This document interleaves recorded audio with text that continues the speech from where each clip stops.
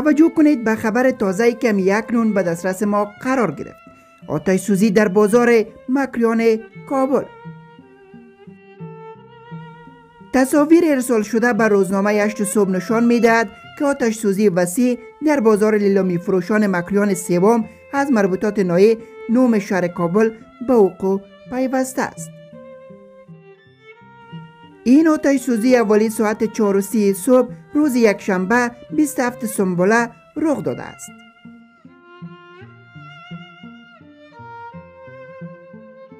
منابع میگویند که دامنه آتش سوزی گسترده است و هنوز علت آن روشن نیست.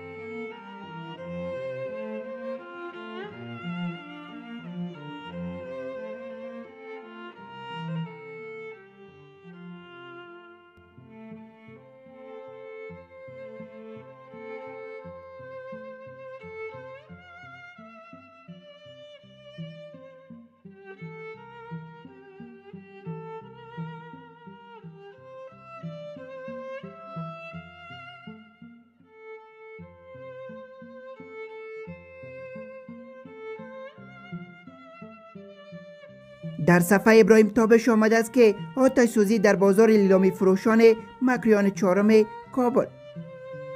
این آتش سوزی بامداد امروز حوالی ساعت 3:15 صورت گرفته است تا تیم آتش فشانی در ساحه رسیده این محل کاملا حریق شده است. چگونگی آتش گرفتن این بازار تا اکنون معلوم نیست.